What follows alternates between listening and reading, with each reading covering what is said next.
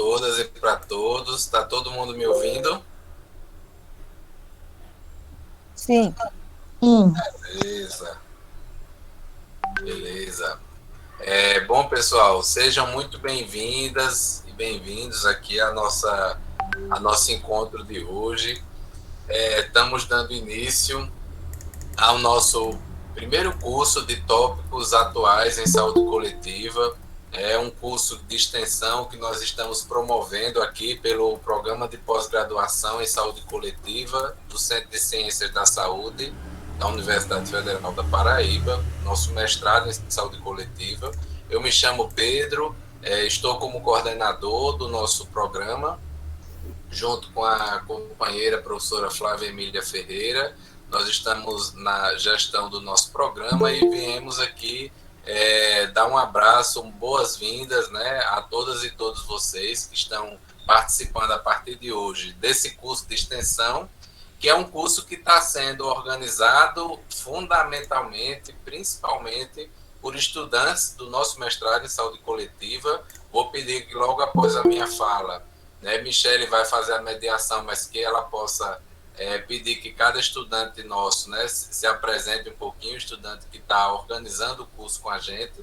E, pessoal, a organização desse curso tem um significado muito especial para a gente, porque é uma oportunidade que a gente tem, enquanto Universidade Federal da Paraíba, enquanto mestrado de saúde coletiva aqui da nossa universidade, da gente abrir um espaço de debate, de discussão, de ensino e aprendizagem com trabalhadores e trabalhadoras, gestores e gestoras, principalmente da rede do SUS aqui da Paraíba, mas também, principalmente por estarmos de forma remota, com pessoas e companheiros de luta e de trabalho na saúde de outros estados, né? Irmãos nossos. Então, para a gente, esse curso é uma oportunidade para que a gente possa contribuir para que quem está na luta cotidiana do trabalho em saúde possa ter um momento de refletir sobre a sua prática, possa ter um momento de conhecer novos conceitos, novas perspectivas, novas metodologias, novas ideias que possam efetivamente provocar o pensamento crítico, que possam mobilizar e inspirar cada trabalhador e trabalhadora que aqui está a redobrar os seus esforços ou a qualificar, a reorientar os seus esforços para que a gente possa cada vez mais caminhar na direção da defesa incondicional do nosso sistema único de saúde, mas entendendo que o SUS convive com desafios muito importantes e que diante desses desafios a gente precisa estudar, a gente precisa dialogar, a gente precisa aprender um com o outro, um com a outra e com outras experiências para que a gente possa fazer do nosso trabalho um trabalho potente, significativo, promotor de mudanças nos contextos onde a gente está. Então, é com esse espírito, com essa alegria que a gente dá as boas-vindas a cada uma e cada um de vocês. Serão aulas que nós vamos ter começando agora até o início do mês de novembro desse ano. Em cada aula, a gente vai poder estar discutindo temas, discutindo textos, recebendo convidados e convidadas, né, com especialidade em diferentes tópicos envolvendo a saúde coletiva. E assim a gente espera, pessoal, que esse curso traga uma contribuição bacana aí para o dia a dia de vocês, tá bom? Então, só essas palavras mesmo de boas-vindas e desde já dar um abraço da minha querida companheira e mestra Vera Dantas, que é a nossa convidada especial hoje para fazer esse momento de abertura, uma mestra querida com a qual eu sigo e com a qual eu tenho o privilégio de trabalhar junto em muitos contextos. Mandar um beijo grande e gratidão a ela por estar conosco nesse momento de abertura e passo a palavra a Michele agradecendo cada uma e cada um dos estudantes que, junto com o Michele, estão na organização do nosso curso. Fernando, Caio, Jonathan, Matheus, Antares, Lívia. Tá? Eu quero agradecer muito a vocês pela dedicação, pelo compromisso de vocês em fazer essa experiência acontecer. Obrigado, pessoal, e boa atividade para a gente.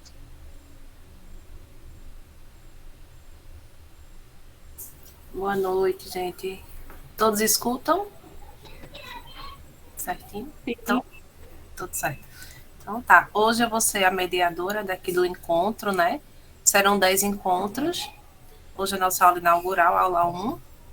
E aí sou mestranda, né? Do programa de pós-graduação em saúde coletiva pela UFPB. Sou nutricionista de formação. Atuo no SUS há cerca de 10 anos. Já passei na atenção básica, rede especializada. Hoje estou com saúde mental e sou uma das monitoras desse curso de extensão, juntamente com alguns colegas, né, que também vão estar aqui na monitoria, se revezando para estar dando esse suporte aqui, operacional. E sejam bem-vindos e bem-vindas. Eu espero que seja muito proveitoso para todos nós, trabalhadores do SUS, gestores e gestoras do SUS, né, que lutam por um sistema a cada dia melhor, né, para a nossa população. E vou passar agora para os colegas monitores também daqui da sala.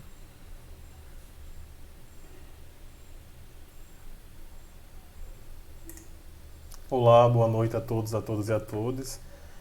Sou um dos alunos, né, do mestrado, está fazendo parte da organização desse curso de extensão. É um prazer estar aqui com vocês nesse momento. Eu me chamo Matheus Osório, como falei anteriormente, faço parte do mestrado em saúde coletiva aqui na UFPB. Sou psicólogo de formação, atuo tanto na clínica particular como também lecionando. E acho que é isso. Eu espero que o encontro seja bastante proveitoso e que vocês consigam aproveitar ao máximo esse momento. Agora eu vou passar a palavra para Antares. Boa noite, eu me chamo Antares. Assim como Michele e Matheus, eu estou colaborando na construção desse curso de extensão. Eu estou, no mestrado do Programa de Saúde Coletiva. Atualmente, eu sou formada em odontologia e atualmente eu estou lecionando disciplinas de saúde coletiva no Departamento de Odontologia da UEPB, no campus de Campina Grande. Eu desejo assim um ótimo curso para todos e que tenha diversos aprendizados para a gente.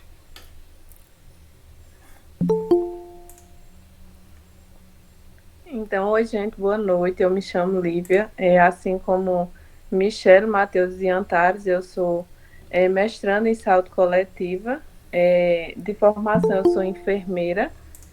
E eu atualmente estou atuando com saúde mental também. Trabalho em um CAPS, que fica aqui localizado no interior, em Queimadas. Assim como Antares, eu também dou as boas-vindas, né, a todos e a todas. Será um prazer imenso a gente estar levando juntamente, né, com o professor Pedro e Flávia e os demais colegas mais conhecimento, né? E aí é isso. Boa noite e eu vou passar a palavra para Caio. Olá, gente, boa noite. Meu nome é Caio Velho, sou formado em nutrição. Eu estou também no programa de pós-graduação em saúde coletiva e espero que seja proveitoso para as práticas de saúde e também para a criticidade de vocês desse curso de extensão.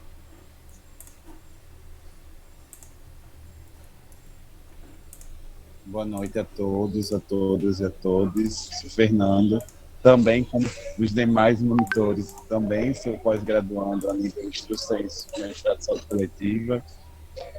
Sou fisioterapeuta de formação, espero, né, contribuir essa troca de informações entre todos e todas e todos.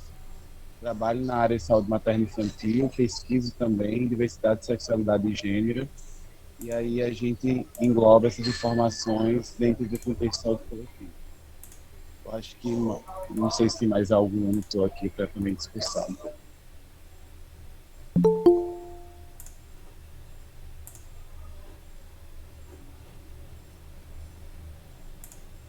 Acho que é contigo, Michele, agora. Ok, Fernanda. Então, vamos lá, gente. Fazer, né, só explanar um pouquinho o objetivo geral do curso, né, de extensão. Esse curso ele tem como objetivo fomentar o debate com os profissionais e gestores da saúde sobre temas emergentes em saúde coletiva, contribuindo para a formação crítico-reflexiva acerca dos fatores sociopolíticos, culturais e epidemiológicos no contexto da produção do cuidado. Então, valoriza a formação permanente de trabalhadores e gestores do SUS, né, de municípios paraibanos, e a gente viu Brasil afora, né?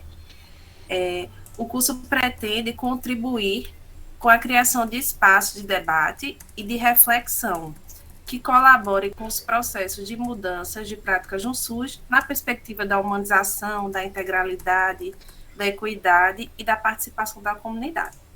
E aí, a programação que a gente tem montada, né, são 10 encontros, hoje é o encontro 1, sempre nas quintas-feiras, a partir das 18h30.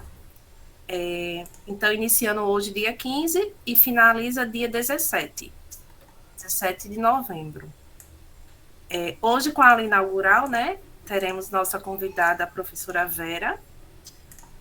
Na próxima aula, a temática será a interprofissionalidade, e na aula posterior será o debate. Então, próxima semana, né, a temática interprofissionalidade, e aí na semana seguinte segue com o debate da semana anterior. No caso, na aula 4, a temática será o racismo e saúde. Na aula 5, o debate. Na aula 6, saúde das pessoas com deficiência. Na aula 7, o debate da aula anterior. Na aula 8, a saúde da população LGBT, QIAP+. Na aula seguinte, o debate. E aí, a aula 10, dia 17 de novembro, né? O encerramento e avaliação do curso. Então, serão 10 encontros, né? O pessoal está perguntando do WhatsApp, ainda não existe, né, Matheus? Ainda não. O grupo no WhatsApp. Não, ainda não. Vou criar. Sim, a gente manda sim o cronograma, né, com as temáticas. Vamos sim enviar para vocês. E hoje, né, eu vou agora chamar a nossa convidada. Ela tá aí a postos, tá, né, Verinha? Tudo ok? Sim, tudo ok. Tá bom. Então, nossa convidada de hoje é a professora Vera Lúcia de Azevedo Dantas. Ela é médica de formação, mestre em saúde pública pela Universidade Estadual do Ceará, doutora em educação pela Universidade Federal do Ceará. Ela coordenou as Cirandas da Vida, que é a Estratégia de Educação Popular em Saúde, pela Secretaria Municipal de Saúde de Fortaleza. Ela é membro associado da Abrasco, onde participa do grupo temático de Educação Popular em Saúde, atualmente compondo o coletivo de coordenação. Ela é participante da Articulação Nacional de Movimentos e Práticas de Educação Popular e em Saúde. Ela é revisora de periódicos científicos e líder do grupo Cirandas de Aprendizagem e Pesquisa em Educação Popular e Saúde. Seja bem-vinda. Gratidão, Michele. Boa noite, gente. É muito bom a gente estar com um grupo de pessoas que acreditam no SUS, né? E que seguem lutando por ele nas suas mais variadas frentes de atuação, né? Primeiro, agradecer aí ao grupo, a Pedro, né, pelo convite, né? Eu sou uma cearense adotada, mas sou potiguara de nascença, nasci na divisa com a Paraíba. E estou vendo aqui algumas carinhas conhecidas, né? Estou vendo aqui a Juliana. Bom, então a ideia é que a gente converse sobre um tema hoje que com certeza todo mundo já ouviu falar, mas que talvez muita gente não consiga fazer o vínculo direto com a saúde coletiva, ou faz pensando nesse tema a partir do olhar ocidental, desse olhar do norte, né? Como dizem os que vêm estudando e apontando para a ideia dos pensamentos decoloniais, né? Então, eu vou começar, em vez de, o Pedro me pediu para trazer um pouco dos conceitos, né, sobre o bem viver, mas eu queria começar lendo para vocês uma declaração de um movimento que eu tenho tido a felicidade de participar, que junta pessoas de vários países da América do Sul, do Caribe, que é o movimento que a gente tem chamado de Internacional da Esperança. E é um movimento que agrega movimentos indígenas de vários povos, né, de vários que vivem nesses pedaços fatiados que a colonização produziu, né, que chamam de países cheios de fronteiras, mas que em origem parece-me que éramos um só povo, né? E aí eu tive a felicidade de, em 2016, estar com esse grupo na Bolívia, em Cochabamba, né? E nós produzimos uma declaração que eu queria ler um pedacinho dela, né? Esse grupo é um grupo que se constituiu muito a partir de uma experiência, a meu ver, que traz essa concepção do bem viver, que é uma experiência desenvolvida na cidade de Formosa, na província de Formosa, na Argentina, fica já ali no extremo com o Paraguai, é uma cidadezinha que fica nas margens do Rio Paraguai.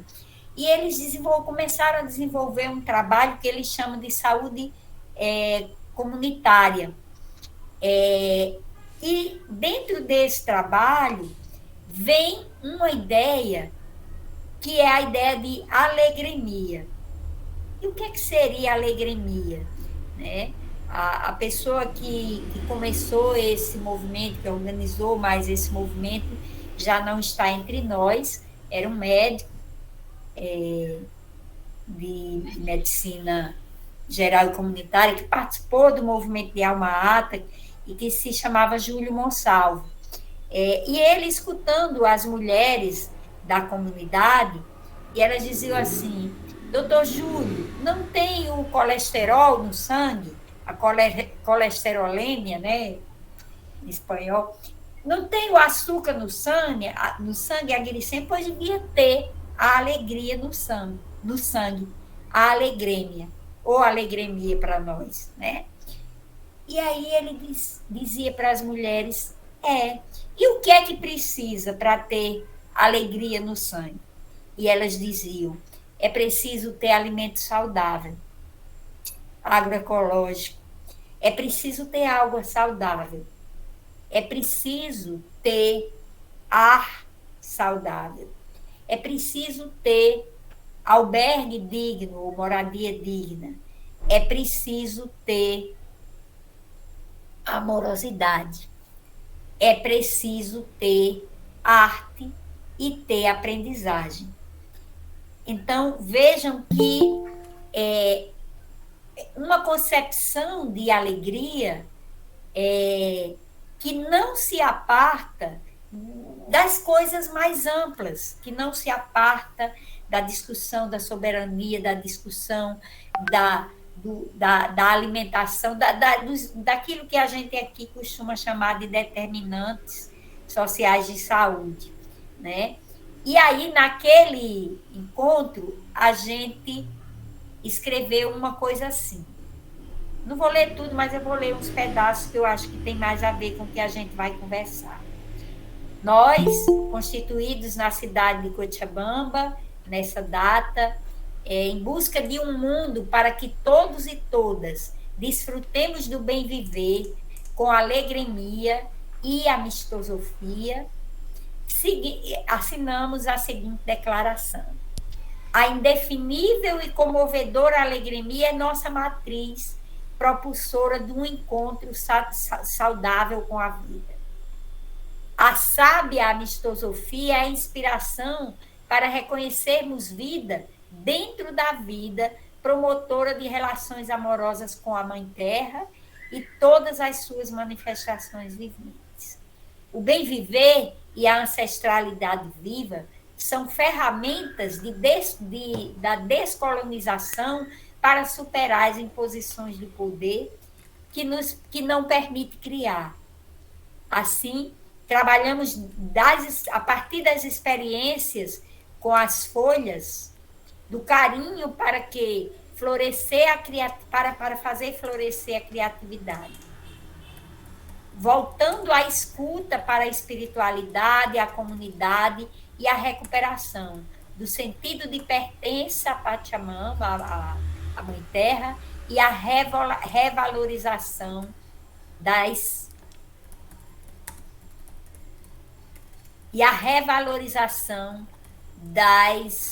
belezas, até me perdi aqui, dos saberes ancestrais e populares. Por que é que eu quis começar com essa questão? E aí, essa ideia de bem viver, e depois a gente vai poder discutir o que é que ela tem a ver com a saúde, o que é que ela tem a ver com a ideia de promoção de saúde, com a saúde coletiva. Ela é uma construção que vem de muitos lugares, dessas ancestralidades, desse povo da nossa terra, da nossa Abya Yala, como dizem os povos originários da América. Ela vem de uma ideia, por exemplo, em alguns lugares, como a Bolívia e o Equador, ela se transforma, inclusive, em um princípio constitucional. O bem viver, que, como é conhecido na Constituição do Equador, o Sumaj Kausai, que é na língua quechua, que é um dos principais povos que compõem o Equador, originários, e a ideia de viver bem, o Suma Camana, que vem dos povos Aymara ou Aymara da Bolívia, né? Então, não dá para a gente fazer uma tradução do bem viver como pensaram esses povos originários e que foi se acrescentando de outras contribuições a partir do olhar ocidental, da visão cartesiana da ciência, e de um olhar fragmentado sobre saúde, né? Então, a ideia de bem viver, ela é uma construção compartilhada para onde vão confluir muitos saberes produzidos pela reflexão inicial dos povos originários andinos, né?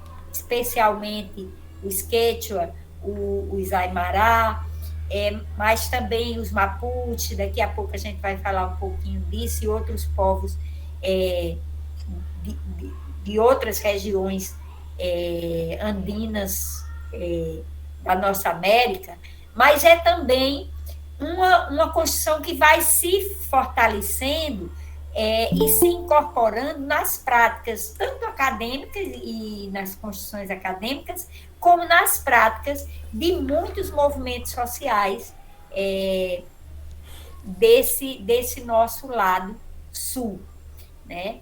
E essa ideia de bem viver resulta da recuperação desses saberes e sensibilidades próprios desses povos como reação a uma ideia de desenvolvimentismo que nos trouxeram os colonizadores, e numa aposta em uma alternativa substancial que se afasta das ideias do progresso e aponta para uma concepção de vida boa que inclui, em especial, a atenção à natureza. O Acosta, que é um equatoriano que mais escreveu sobre isso, né, trazendo esses diálogos também para o campo acadêmico, ele nos lembra que o bem viver ele não é simplesmente essa ideia de bem-estar, como a gente compreende a partir da cultura ocidental. Ele traz todo esse olhar de profunda vinculação com a natureza, mas ele também se agrega a correntes críticas, contestatórias, como o ambientalismo e o feminismo, né? E aqui eu queria trazer duas coisas que estão na Constituição desses dois países, né? Na Constituição do Estado Plurinacional da Bolívia, com a ideia do viver bem, e na Constituição do Equador, com a ideia do bem viver. Então, na Constituição do Equador, eles vão nos dizer que o bem viver vai requerer que as pessoas, que as comunidades, que os povos, que as nacionalidades gozem efetivamente dos seus direitos e exerçam responsabilidades no marco da interculturalidade, do respeito à diversidade e da possibilidade de convivência harmônica com a natureza. Mas que, para isso, é necessário que haja um planejamento participativo e que vai se articular com a ideia de soberania alimentar, de soberania econômica, de soberania energética, e que vai também trazer questões de inclusão e de equidade no campo da educação, da saúde, da moradia, da cultura e também da biodiversidade, né? Então, ele vai dizer que as estratégias clássicas de desenvolvimento, elas precisam ser desenhadas, ser redesenhadas de modo a incorporar esses princípios. Na Bolívia, eles vão dizer que o Estado se assume e promove como princípios éticos morais dessa sociedade, desse Estado que eles consideram plural, né, como uma maior amplitude cultural, que inclui as tradições indígenas, principalmente os Aymara, o Aymara, o Quechua e os Guarani, mas que se apresentam com outros princípios clássicos, como a igualdade, a inclusão, a dignidade, a liberdade, a solidariedade, o respeito, a equidade de gênero, o bem-estar comum, a responsabilidade e a justiça social. Então, assim, viver bem para os bolivianos, em suas múltiplas dimensões, também requer mudanças econômicas, mudanças sociais, redistribuição de renda, e inclui elementos importantes como a agroecologia, como esse respeito contra a luta contra o patriarcado, né? Então é importante a gente pensar que a ideia de bem viver, ela vai também encontrando algumas semelhanças em outras culturas que originalmente não usavam essa palavra. Por exemplo, os Mapuche, os próprios Guaranis, eles vão dizer que eles vão chamar de Nandereco, essa ideia de bem viver, que seria um modo de ser, eles chamam, são as virtudes para a boa vida. E que para se ter boa vida é fundamental a liberdade e a felicidade orientadas para uma terra sem males, que eles chamam de Abya Ayala, né? Mas também os Mapuche vão trazer a ideia do Kumemogé, os Achuá da Amazônia Equatoriana vão trazer as ideias de boa vida, os Kunas no Panamá. E aí o Costa, ele vai nos lembrar de que hoje toda essa tradição, esses elementos que vêm das culturas tradicionais, eles vão meio que interagir, se misturar com saberes, com sensibilidades dessas diversas culturas, mas que não perdem a ideia da crítica ao desenvolvimento, da busca de outra relação com a natureza, que não é uma relação de apropriação, de uso e de dominação, né? E que também vai trazer esses elementos da luta contra o patriarcado, né? A partir das contribuições feministas, né? E da ideia também da ecologia profunda, né? Com a defesa de um princípio biocêntrico, né? Do biocentrismo, como se chama, e que gerem um movimento de sustentabilidade, de harmonia. Aí eu fico pensando para a gente começar a conversar.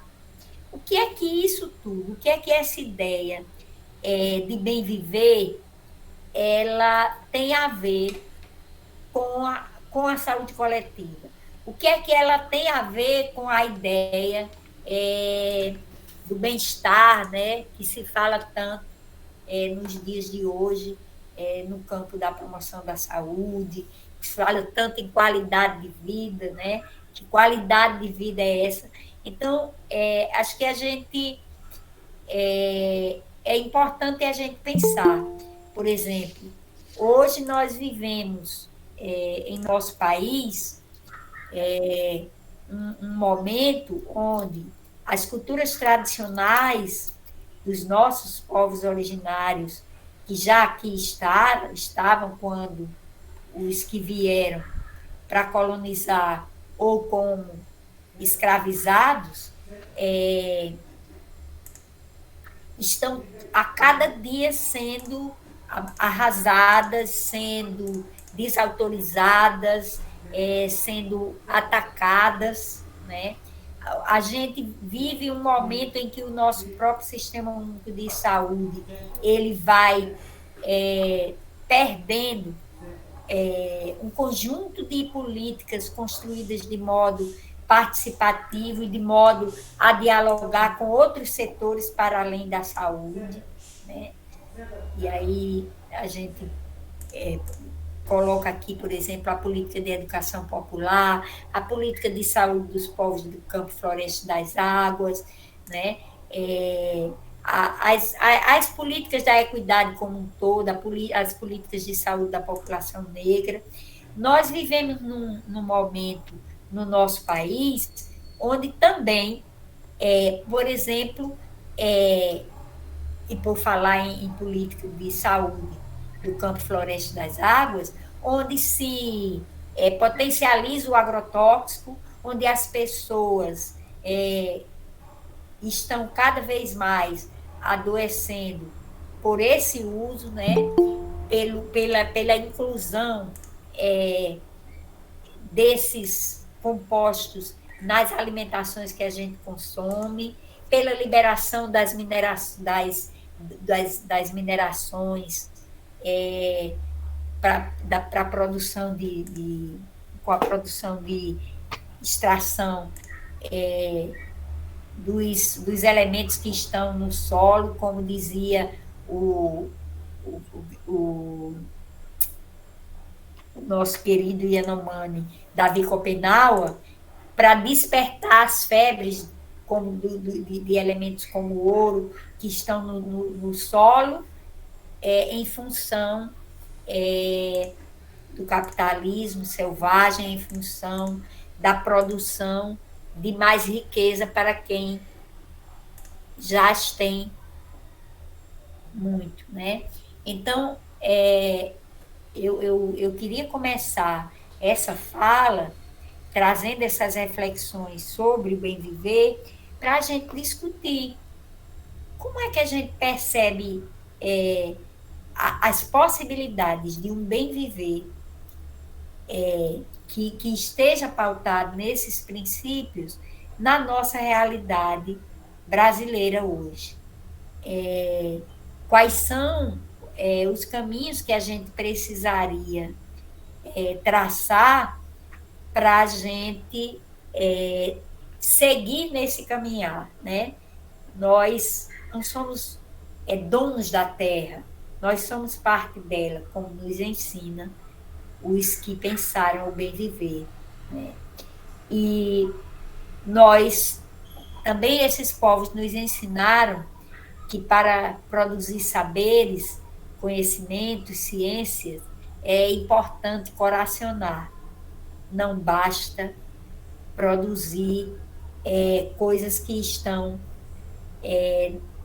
no cérebro, nas ideias, na objetividade, mas também é necessário o que o Orlando Fausto Borda nos falava do sentir e pensar, né? Então, como incorporar isso no cotidiano da saúde? Lutamos muito por uma política de humanização no SUS, né? Acredito que temos aqui várias pessoas que tenham ajudado a construir essa política, e nesta política se percebia a importância desse sentir pensar, a importância daquilo que o Freire considera tão importante na saúde, na educação, que é uma ideia de amorosidade como amor comprometido, né? Nesse tempo de pandemia, os movimentos sociais desse país mostraram o que é a amorosidade de que nos fala o Freire, né? Então, eu não sei quanto tempo eu já falei, quanto tempo eu teria para falar, se eu posso conversar mais um pouquinho, ou se a gente já abre para começar a dialogar. Hein, Michele, o que você acha? Na programação, a gente tem até 7h30 para você, né? E aí a gente abre para a conversa, né? Isso, às 19h30. Tá, então eu vou trazer mais alguns elementos para a gente ir conversando sobre isso, né? Então, os povos originários andinos, quando eles pensaram,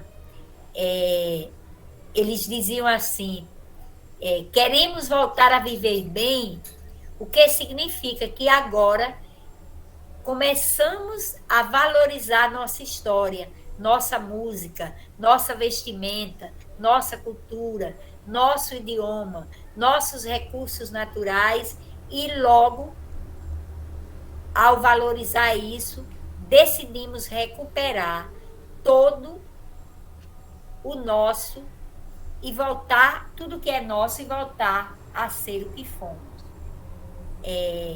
Para os que pertencemos à cultura da vida, o mais importante não é a prata, nem o ouro, nem o homem, porque ele está em último lugar. O mais importante são os rios, o ar, as montanhas, as estrelas, as formigas, as mariposas.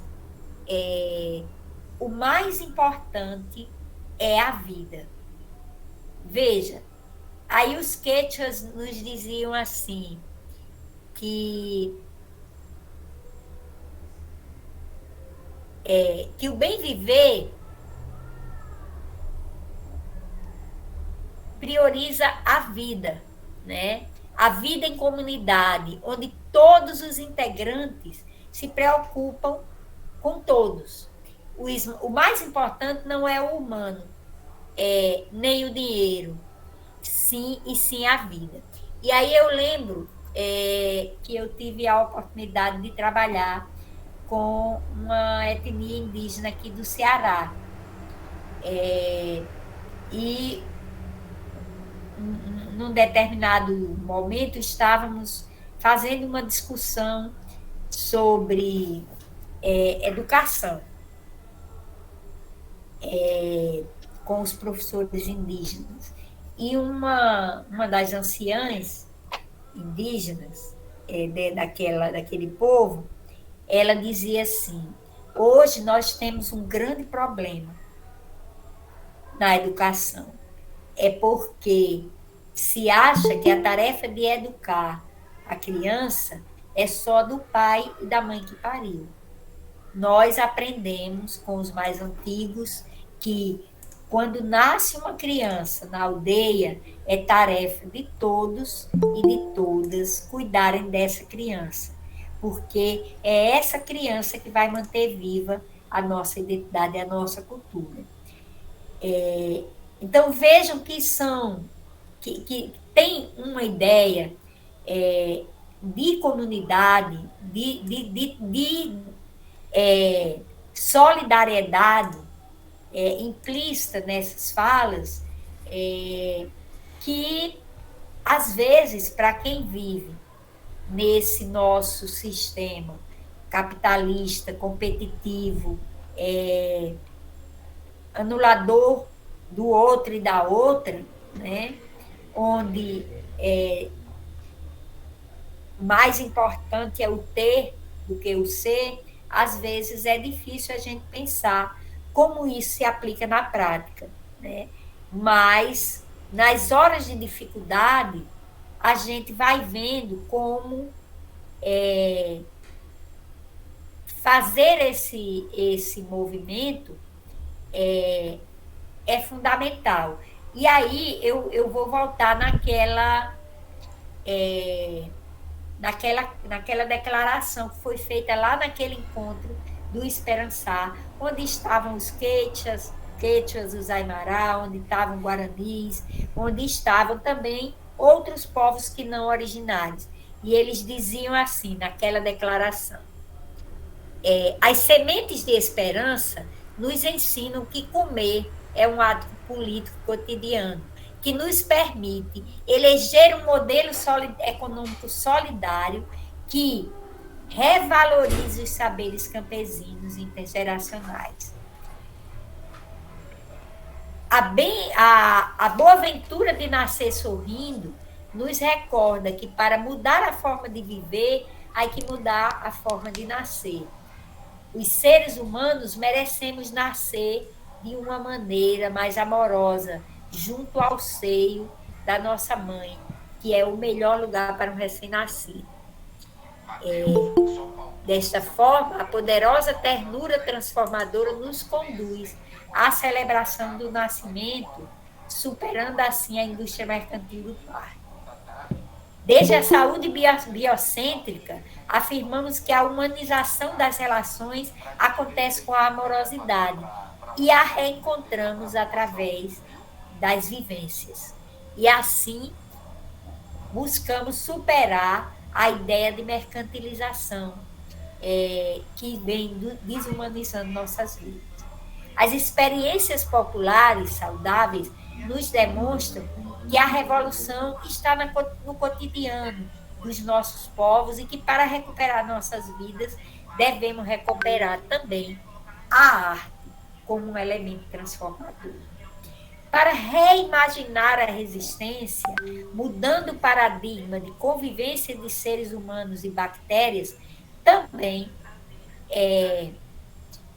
nos inspiramos para termos um mundo que comunica e que abraça. E abraçamos também o verbo esperançar, que constitui a ação do aqui e agora para transformar o que seja necessário com nossas possibilidades próximas e construir o inédito viável. A ideia de bem viver, além de ser uma ferramenta para superar o antropocentrismo, que nos conduz a um sistema que depreda, que produz injustiça e morte, é urgente desejar e abraçar o biocentrismo, que nos faz sentir-nos pertencentes ao tecido da vida, à nossa Pachamama. E aí eu diria assim, juntando um pouco dessas coisas, desses princípios, que esperançar e bem viver nos leva a reconhecer e cultivar os saberes populares e ancestrais e nos perceber parte dessa Pachamama, respeitar a natureza e os seus direitos vitais, dizermos não à dominação e à competição e dizermos sim ao convívio e à cooperação.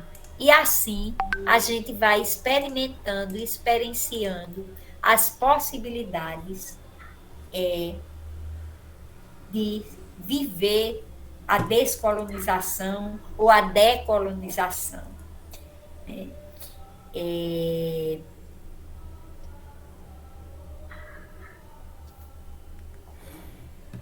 Nesse tempo de pandemia, aprendemos que precisávamos inventar novas presencialidades, que precisávamos aprender a tecer delicadas teias e agir em cooperação, compondo novos modos de cuidar.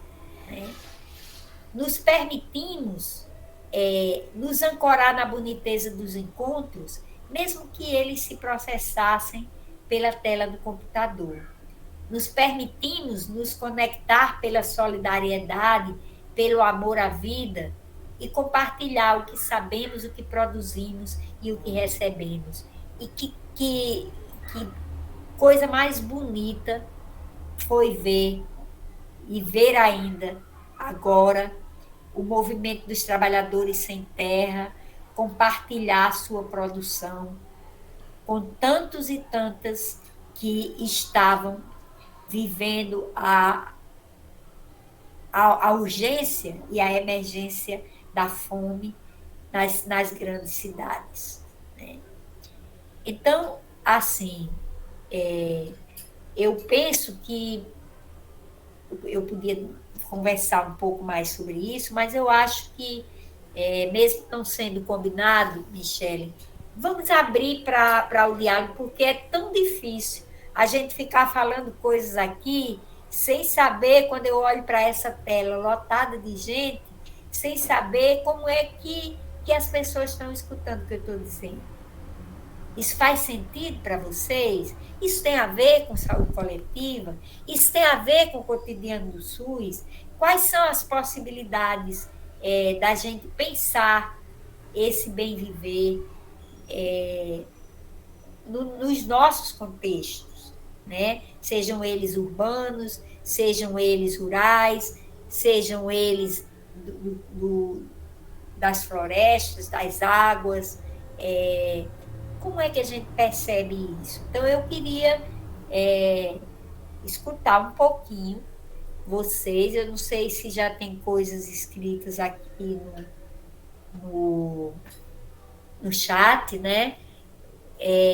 Mas a gente podia começar a abrir aqui para algumas pessoas que desejarem começarem a trazer e a gente realmente dialogar. A gente pode dialogar pela tela do computador, mas fazer monólogo é mais difícil do que fazer um monólogo presencial.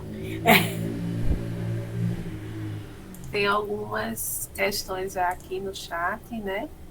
A Verônica, ela falou assim: precisamos de todos esses elementos do bem viver aqui no Brasil.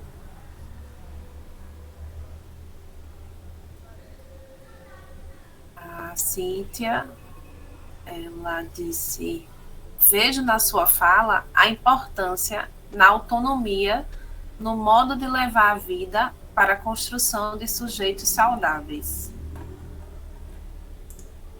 E como é que chama? Marraia?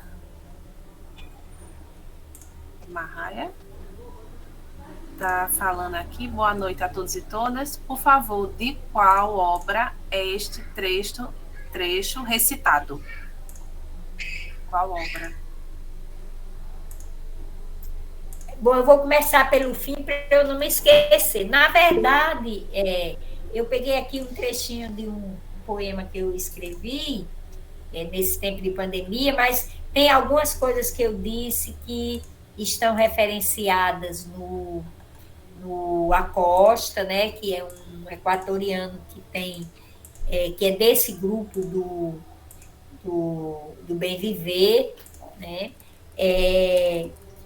E essa carta, ela está disponível, essa declaração, ela está disponível no site numa página eu acho que é do Facebook, que se chama Alta Alegremia.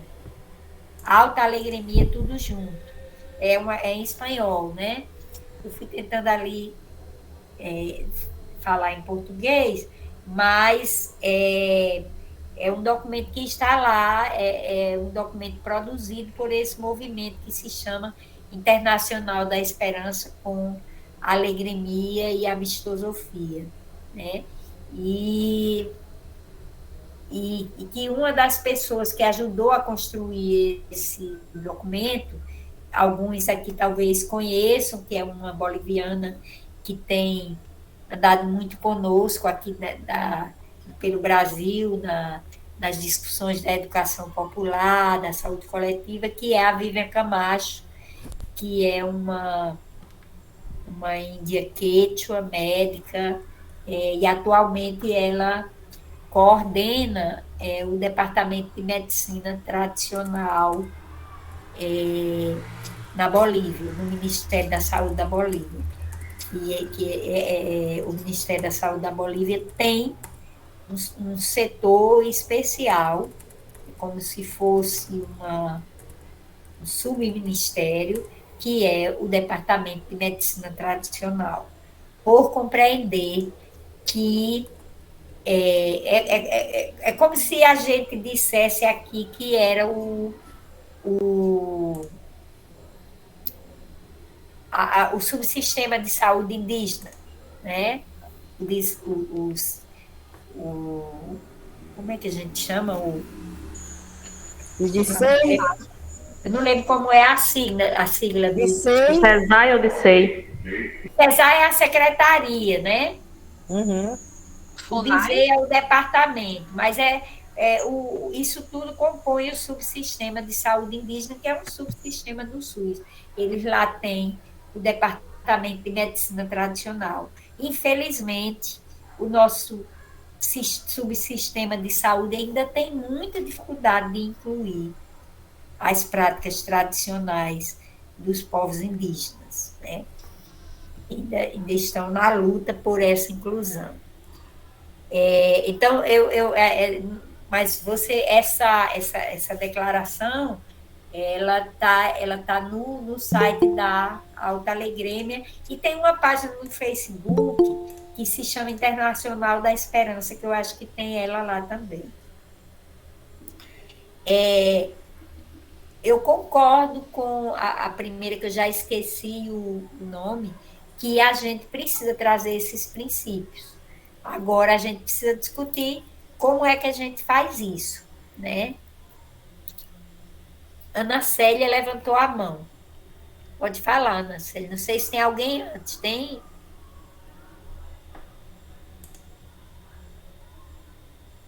Liga o microfone, Ana Célia. Boa noite, pessoal. inicialmente parabenizar a professora. Eu entrei um pouquinho atrasada porque eu tive que ir para fisioterapia e aí teve um atropelo, mas aí eu só consigo ir nesse horário de tardezinha e hoje atrasou um pouco. Isso que a professora traz, né, desses valores do bem viver. Quando eu fiz meu TCC, acho que eu já tenho uma caminhada no SUS, né, e quando eu fiz meu TCC foi em 2008, então já faz bastante tempo.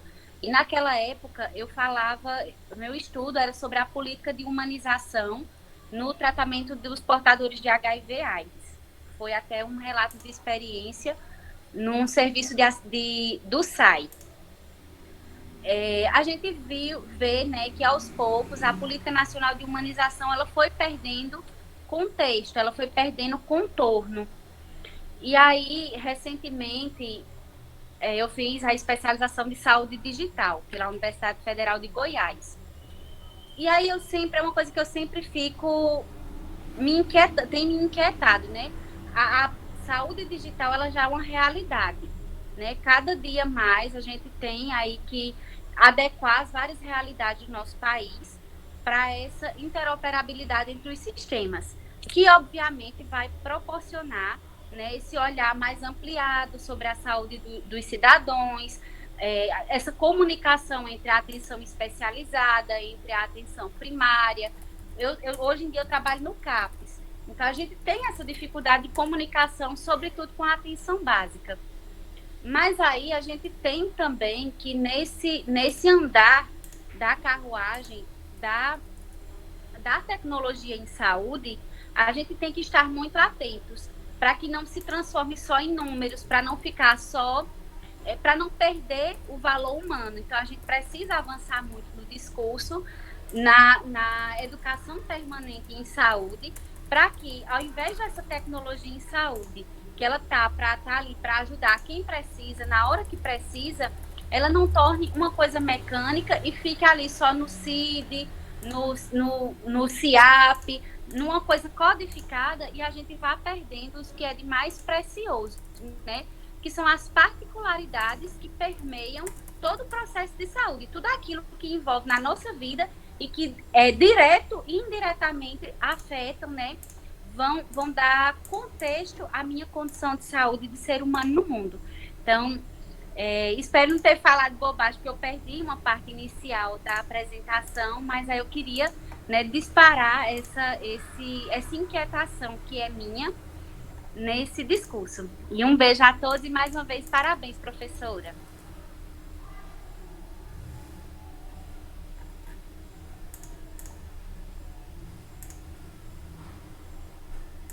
Eu acho que a Ana Célia fez uma provocação para todos nós, todas nós, todos. Alguém gostaria de se colocar?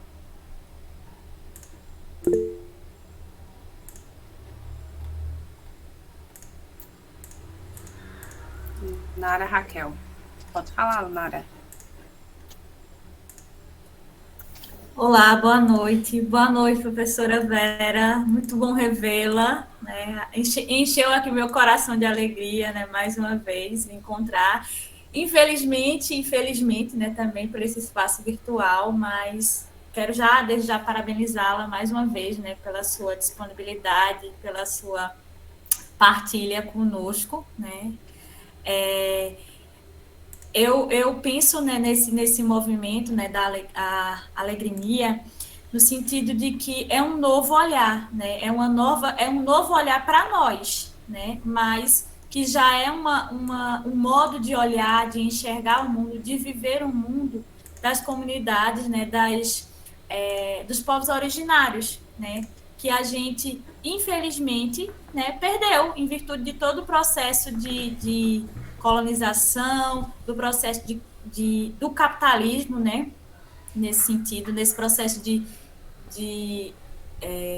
do lucro, né, em prol de tudo e a minimização da valorização da vida, né, que repercute também, né, de uma forma bem maciça nas nossas práticas e da forma como a gente pensa em saúde, né? A gente, com o processo da implantação do SUS, nós estamos, né, nesse movimento de envolver, né, o povo na construção do sistema de saúde, né, valorizando como a política, já a implantação da política de humanização, práticas humanitárias, né, na saúde, mas, assim, é uma luta diária, é uma luta constante, né? Eu sou psicóloga e atuo na área hospitalar, no hospital de grande porte aqui na cidade do Recife.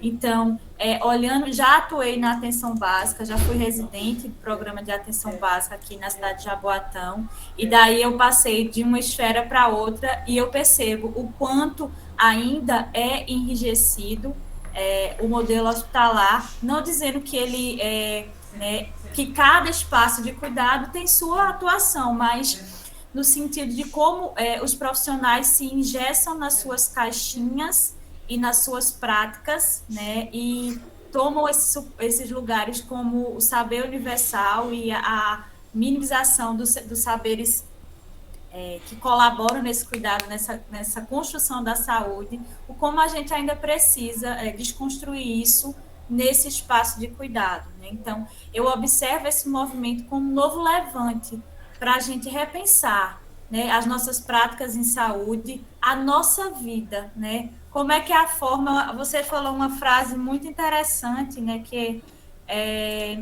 nós não somos dono da terra, nós fazemos parte dela, né? Então, isso me tocou bastante aqui, porque aí eu fiquei pensando, como é que eu tenho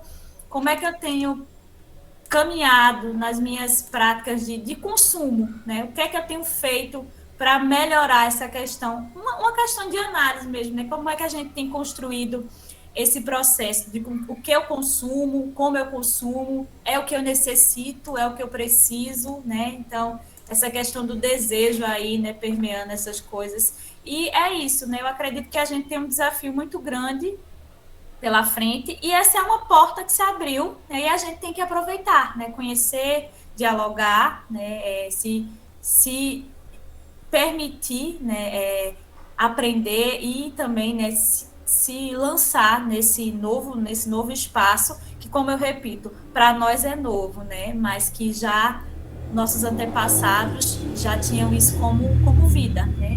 Cabe a gente resgatar. Muito obrigada, professora, obrigada, gente.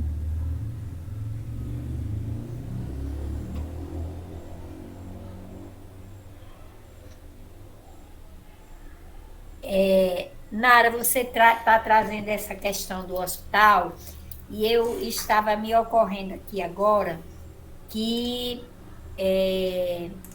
eu tenho uma orientanda do mestrado na Fiocruz, que ela trabalha no Hospital de Doenças Infecciosas aqui do SUS, aqui em Fortaleza.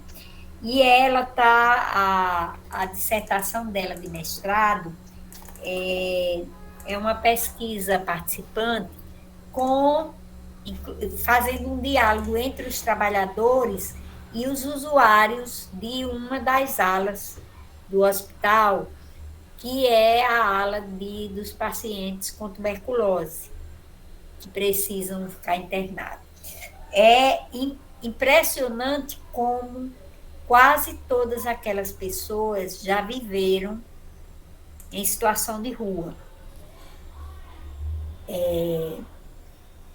E é impressionante como, mesmo a instituição hospitalar, tendo as suas regras, as suas caixinhas, como alguns profissionais comprometidos conseguem fazer estratégias para, vamos dizer assim, acolher e incluir essas pessoas. Eu descobri, aprendi tanta coisa acompanhando os círculos de cultura, porque a gente imaginava que os pacientes iriam dizer muito que porque eles estão discutindo, ela está discutindo como o hospital inclui os saberes dos usuários, né, nos seus rituais de cuidado.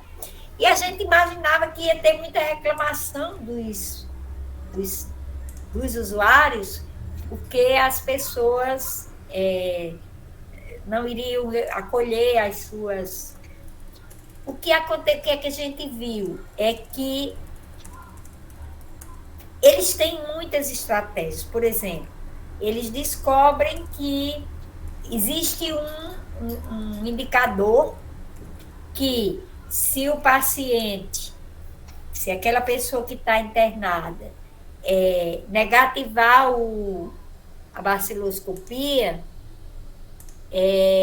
ela tem que ter alta. Também não pode ficar muito tempo, porque aí aquele indicador lá de qualidade do hospital cai. E eles não querem voltar, não querem sair logo do hospital, porque o remédio para a tuberculose aumenta a fome. E eles não têm comida quando voltarem para a rua. E a forma solidária como alguns profissionais vão encontrando de conseguir discutir com as normas hospitalares, mas aí tem uma coisa maior, que é os indicadores estéticos, que não são do hospital, né? Então, assim, vê como é complexo, mas como eu fiquei muito impressionada, e aí os usuários diziam assim, aqui, eu encontrei nos profissionais solidariedade. Eu descobri o que era solidariedade aqui com os profissionais que cuidam de mim. Ele disse de um outro jeito, mas eu entendi assim, e acho que as outras pessoas que estavam também. Ele usou a palavra solidariedade. Agora, por outro lado, eu fico pensando, por exemplo, se fala muito da política de promoção da saúde. O que é que essa ideia de bem viver tem a ver com a política de promoção da saúde? O que é que essa ideia de bem viver tem a ver com a política de humanização? Quais são as possibilidades que a gente vê, né, no SUS, da gente trazer alguns elementos dessa ideia de bem viver para compor essas políticas, né? Eu estou vendo aqui a Juliana, que vem dos movimentos do campo.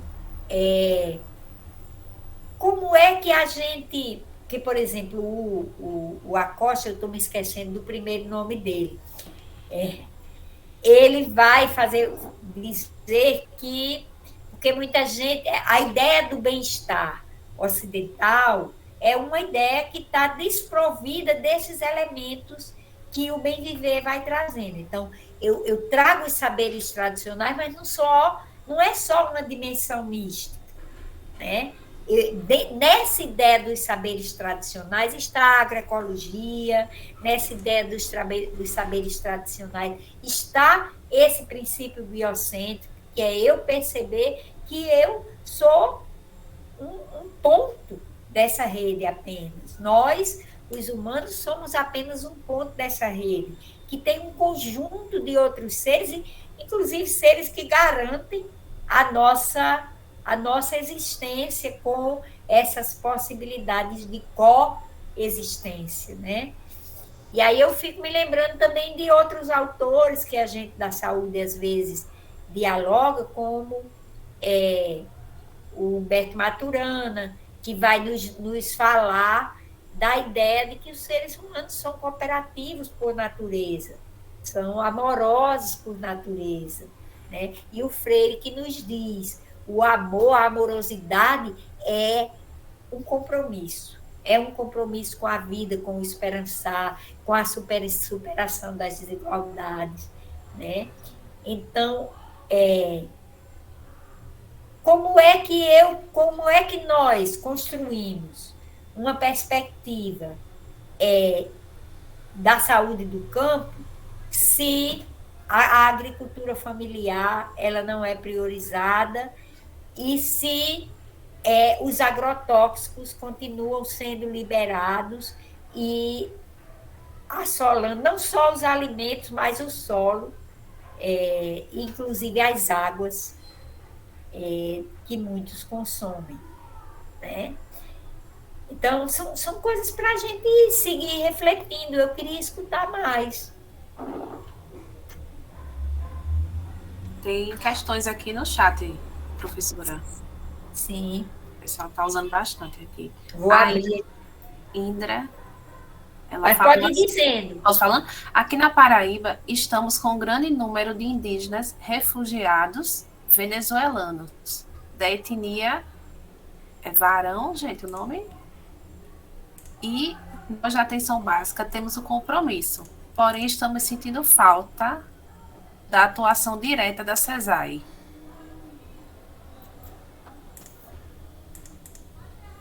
Aqui uma falou, né? Momentos virtuais riquíssimos. A pandemia trouxe isso de bom. Nunca teve tanta oportunidade de participar de aulas, assim como agora, e sem custo. A Isabela falou que não atua na atenção básica. E aí sempre fico me indagando se existe alguma atuação de órgãos tipo CESAI no apoio aos refugiados indígenas venezuelanos aqui na Paraíba. Aproveitando a fala de Indra, complementando, né? E aí Iris disse que existe, infelizmente, a racionalidade biométrica do hospital deixa os profissionais bem rígidos, né? Continuando a fala de Nara.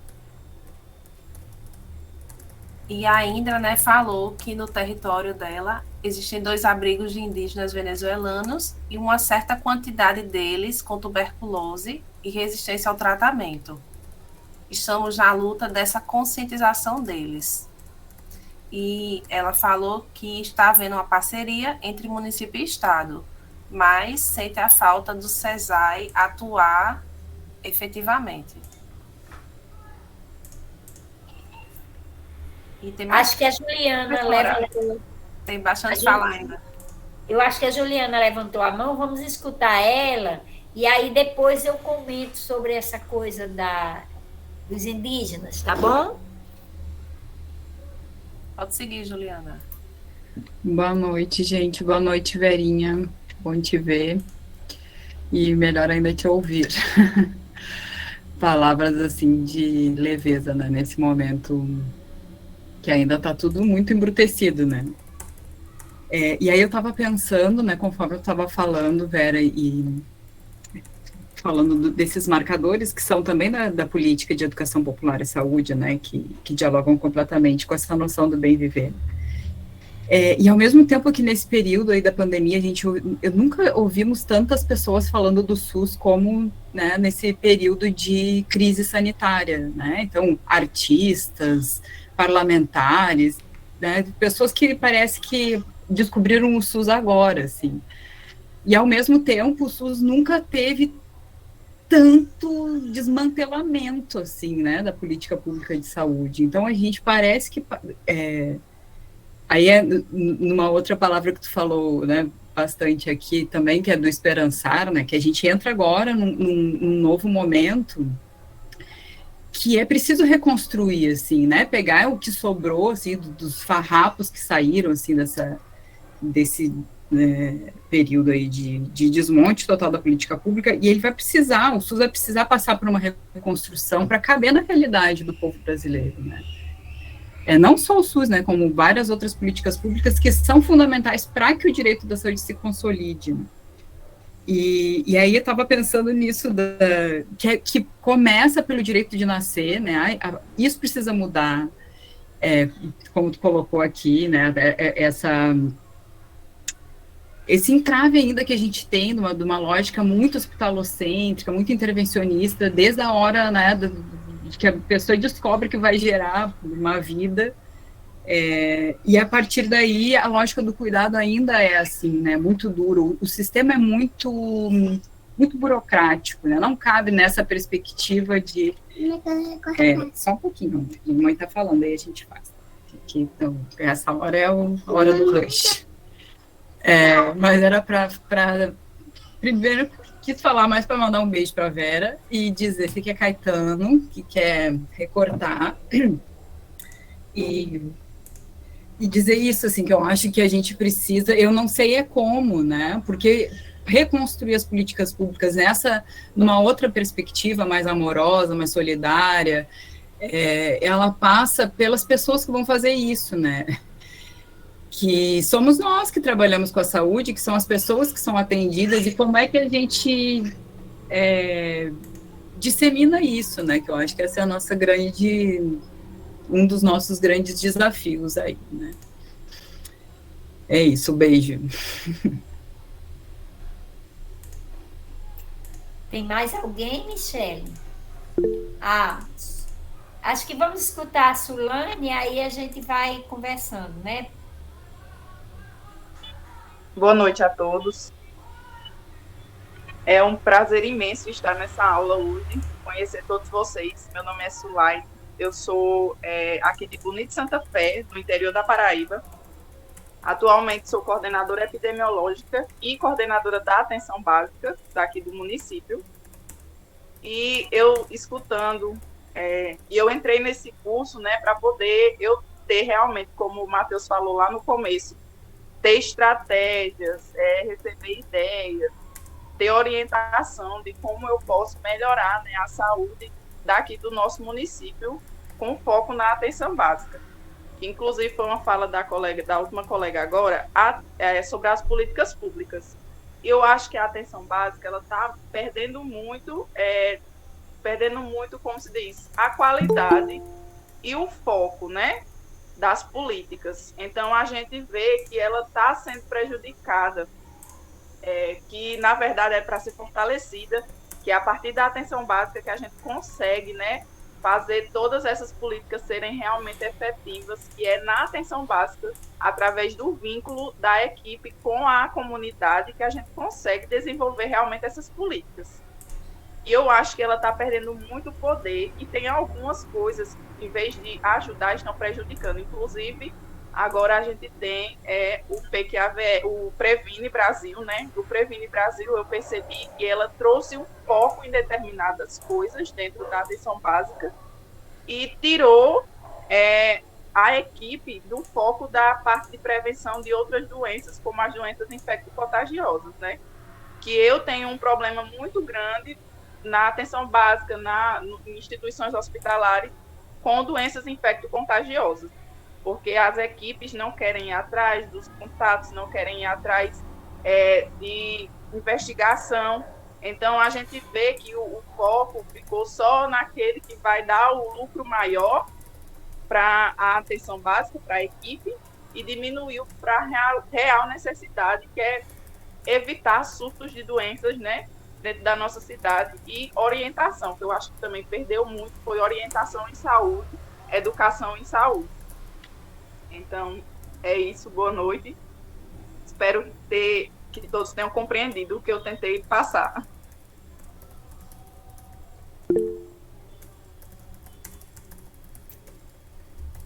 Acho que eu posso conversar um pouquinho agora, né? Olha só.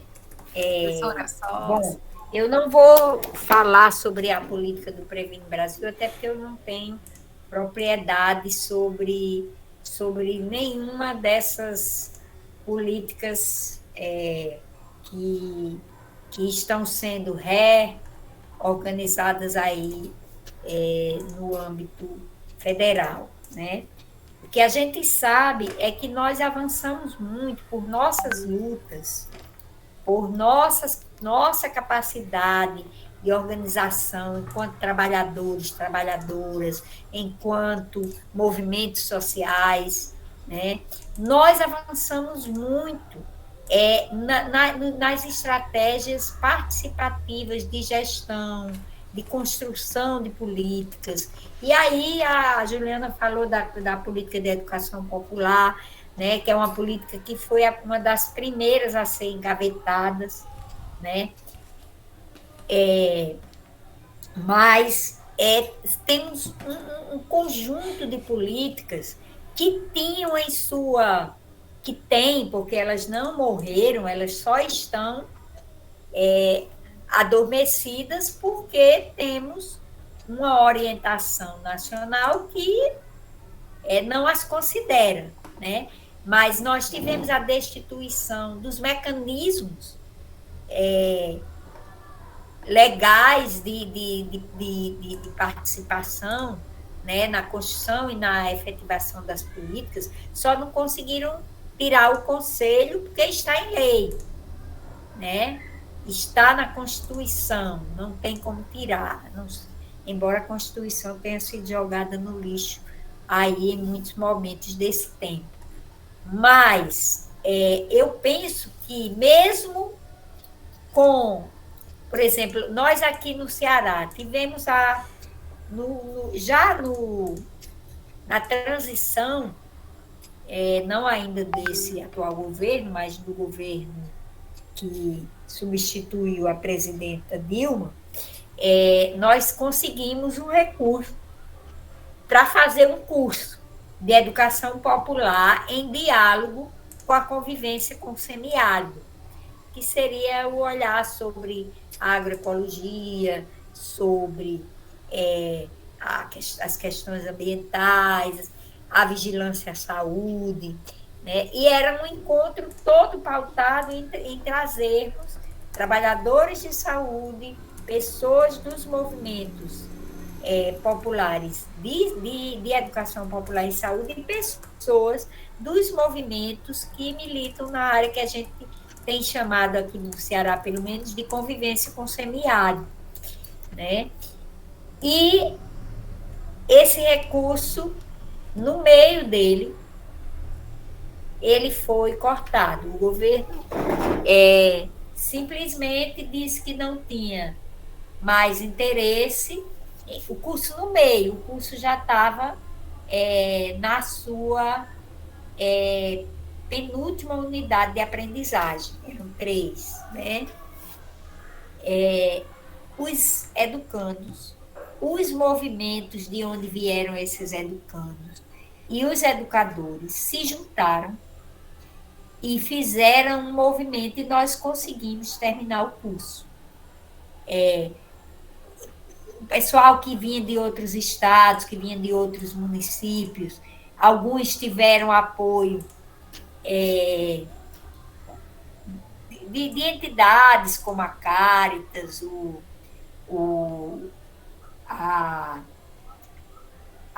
CETRA, aqui, que é um espaço que trabalha com os trabalhadores da agricultura familiar, o MAB, a Comissão Pastoral da Terra. Outros fizeram, agentes comunitários de saúde, fizeram rifa na comunidade para pagar a passagem para vir, porque eram encontros de uma semana inteira, né? A gente ficava no centro do MST aqui. O MST barateou o valor da alimentação e da hospedagem. Os que não puderam pagar a hospedagem ficaram na casa dos colegas do curso. E, assim, para mim, ali foi um exercício de dizer assim, isso é fazer política, né? Então, nós seguimos, aquele curso tinha um objetivo de implementar a política de educação popular. E nós fomos até o fim. Então, eu penso que eu digo que eu sou uma esperançosa incorrigível, mas coisas como essa, os cursos que a gente vai conseguindo constituir nesse espaço virtual, né, que eu consigo estar aqui nessa horinha, me disponibilizando um pouquinho, e isso gera uma possibilidade. Eu estou falando de mim, porque eu estou falando de mim, mas outros e outras vão estar aqui nos outros momentos do curso e vão produzindo essa possibilidade da gente ir aprendendo junto. Isso são estratégias da gente ir reconstruindo a política, e são estratégias da gente também ir reinventando os nossos modos de organização, né? E isso que a gente está fazendo aqui, a gente pode começar a pensar também em fazer isso nos nossos espaços de trabalho. Por exemplo, eu estou orientando o médico aqui, que é do MST, ele atua numa área da cidade, que é uma área que tem muita população em situação de rua e muitos usuários de droga. E eles conseguiram, durante a pandemia, fazer um movimento de vigilância popular em saúde, onde as lideranças comunitárias, elas se organizavam e elas cuidavam de um quarteirão.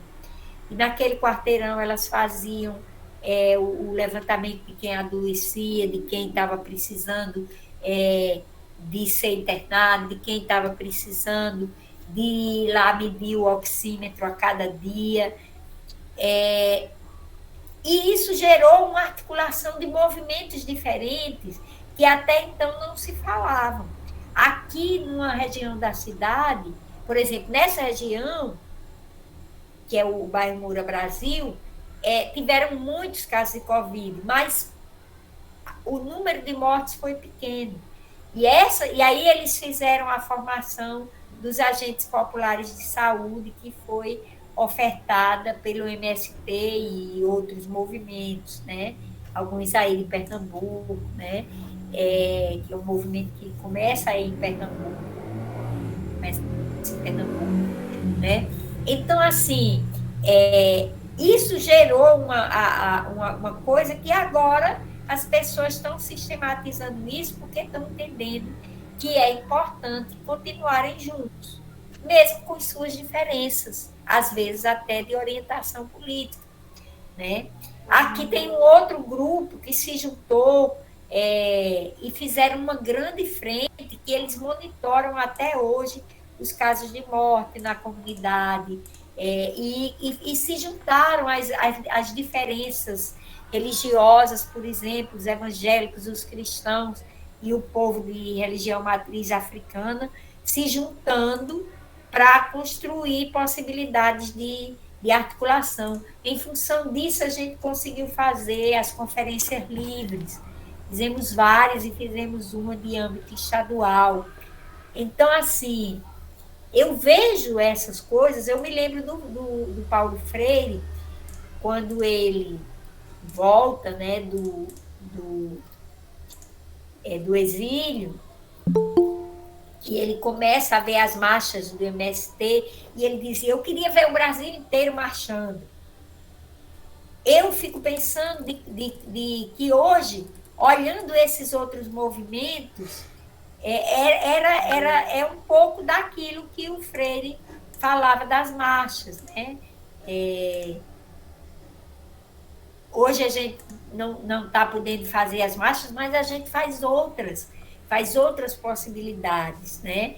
Quantos grupos de terapia comunitária não foram organizados por esses espaços virtuais e ajudaram as pessoas nos sofrimentos durante a pandemia e continuam ajudando, porque os grupos permanecem, né? Podem estar agora presenciais, mas estão também na virtualidade, porque ajuda a alguns que não podem, que estão em espaços de mais difícil acesso, né? Por exemplo, hoje a gente tem aqui em Fortaleza um grupo de constelação familiar vinculado ao Espaço Ecobé, que é um grupo que tem várias pessoas dos assentamentos do MST aqui em Fortaleza, aqui no interior do Ceará, que participam, que mesmo com a dificuldade, mas acessam pelo celular uma vez na semana e têm a possibilidade de trabalhar em suas questões no coletivo. Então, eu fico pensando que uma coisa importante que está nesse princípio do bem viver e que dialoga com essas coisas, com essas possibilidades da gente reconstruir as políticas, é essa possibilidade da gente se perceber em redes de solidariedade. A gente precisa fortalecer essas redes. Então, nesse momento, não são as diferenças. O mais importante não é olhar as diferenças que nos separam, é olhar as possibilidades de interação, de articulação, de fortalecimento que vem nas coisas que nos aproximam. Eu acredito muito nessa possibilidade, né? Essa questão dos povos indígenas, eu já trabalhei com os povos indígenas aqui do Ceará, eu faço supervisão do programa Mais Método em algumas áreas indígenas aqui do Ceará. E quando os venezuelanos chegaram aqui, também tivemos esse problema. Eu mesma fui articulada em algum momento pelo pessoal aqui que cuida da saúde indígena, exatamente com história de casos de tuberculose, né? E o pessoal, os indígenas, resistiam ao tratamento porque eles achavam que eles tinham as formas próprias. E aí, a primeira coisa que eu disse, eu não tenho como fazer uma intervenção nisso. Mas eu acho que os povos indígenas do Ceará podem se aproximar, não para fazer intervenção, mas como companheiros, como solidários de parentes que chegaram aqui, que podem estar precisando de ajuda.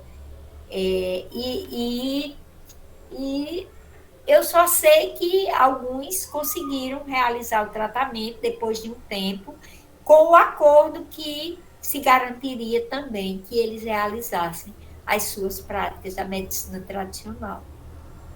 São possibilidades de diálogos, né? O grande problema é que, às vezes, quem está na gestão das políticas vem com esse olhar intervencionista. Né? Eu quero que os outros façam aquilo que eu sei, que eu acho que é o certo.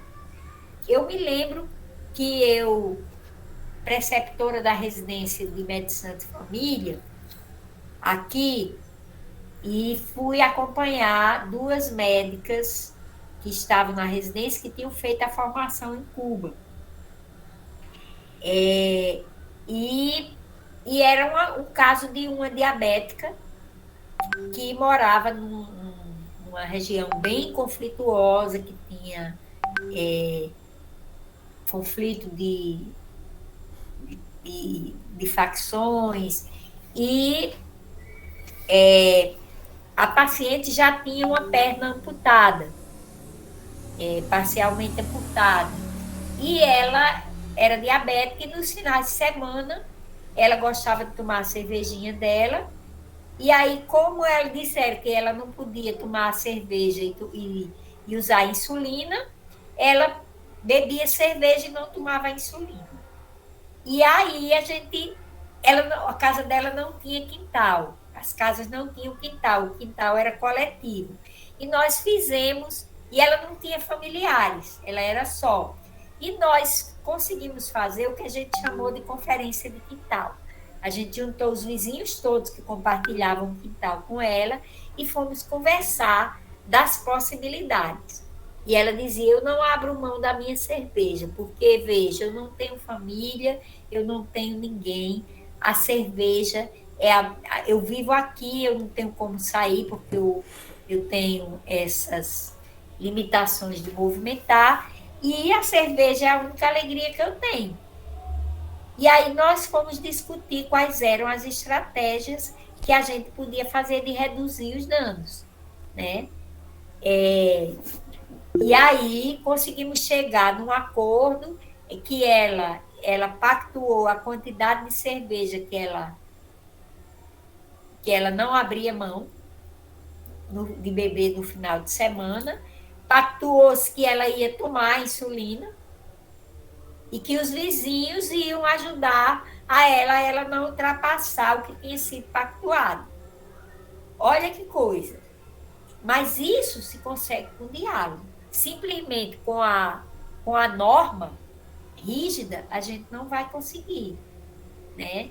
Os profissionais, às vezes, precisam ser ganhos. Eles precisam se sentir parte. Se eles se sentem meros tarefeiros a cumprir as ordens de quem já definiu antes, dificilmente. Aí a história da autonomia, né? O Paulo Freire dizia que a autonomia é individual, mas a emancipação é sempre coletiva. Então, se a gente consegue fortalecer as pessoas para produzir autonomia, daqui a pouco a gente vai estar produzindo movimentos emancipatórios. Mas é preciso acreditar na força das pessoas e principalmente, perceber que a gente não é dono da verdade. A gente não sabe tudo. Eu não sabia tudo sobre aquela mulher diabética vivendo na comunidade do São Miguel, que é uma área de muito conflito e de muita pobreza, muita miséria aqui em Fortaleza. Mas foi naquele coletivo de um conjunto de pessoas que frequentavam a nossa unidade que a gente foi encontrar a possibilidade de cuidar da saúde daquela pessoa. Porque do jeito, com as nossas normas, não estava dando certo. Então, eu fico pensando que hoje, sem dúvida, esqueço do nome da menina lá de Santa Fé, né? Acho que era Sulaine. Sulaine. Hoje, Sulaine, sem dúvida, a gente saiu de uma ideia da gente ter um cuidado longitudinal para a ideia da gente ter programas rígidos, fechados, que não dialogam entre si. E saúde não se constrói assim, a meu ver, né? Saúde não consegue se fechar só no campo da saúde, só no setor saúde, né? Eu me lembro de um outro paciente lá desse mesmo território que estava com tuberculose.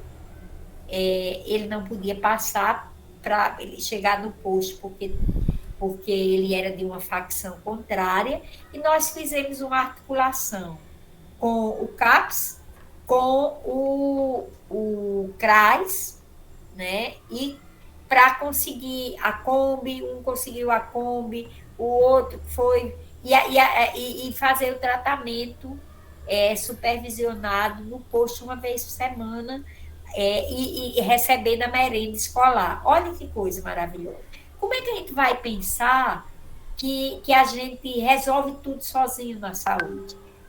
Muitas vezes as escolas também ficam chateadas, por exemplo, porque a gente chega na escola com as receitas prontas. Olha, eu vim aqui para fazer o bochecho, eu vim aqui para fazer a vacina, né? Como é que a gente pode construir planejamentos? Aquela ideia que o Alberto Acosta, agora eu me lembrei do primeiro nome dele, dizia, né? Para a gente caminhar nesse sentido, é preciso planejar coletivamente.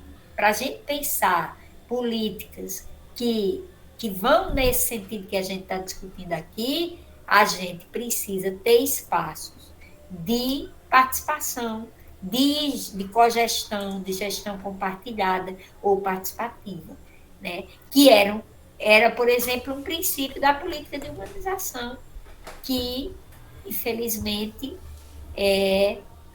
nesse momento, não consegue se efetivar. Mas o que foi produzido sobre essas possibilidades está aí. A gente tem coisas em âmbitos nacionais que não funcionam, mas, às vezes, no plano local, isso pode funcionar, né? Não vai mudar tudo, mas pode mudar naquele local. A Michele levantou a mão. Extrapolamos o tempo, professora.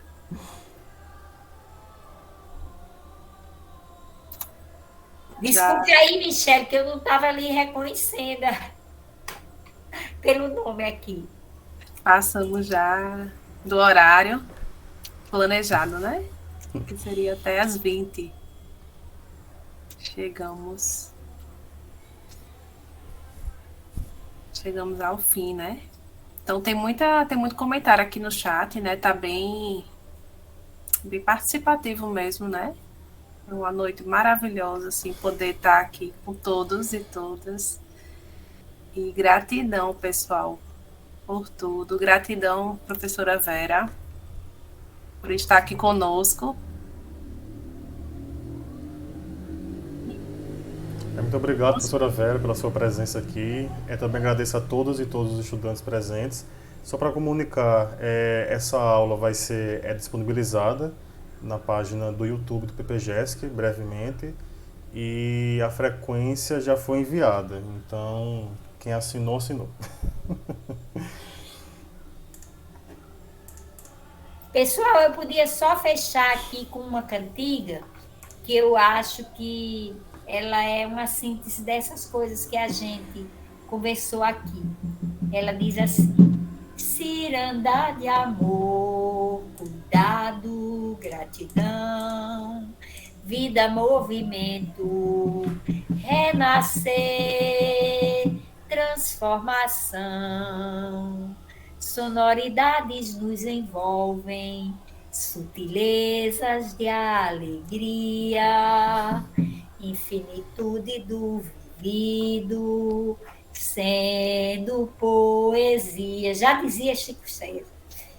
Partilhamos, polinizamos os mundos que criamos em comunhão de companheirismo e de abundância. Se faz nossa ação, saborosos frutos de amor compartilhados, dela virão, e muitos serão as incluídas e nutridas, e muitos serão os incluídos e nutridos nessa ciranda de cuidado e gratidão. Ciranda de amor, cuidado, gratidão, vida, movimento, renascer, transformação. Boa noite, gente. Sigamos esperançando e teremos um novo amanhecer brevemente. Boa noite, Verinha. Abraço. Boa noite. Boa noite, pessoal. Professora, parabéns pela aula. Boa noite. Tchau, tchau. Tchau, boa noite. Boa noite, pessoal.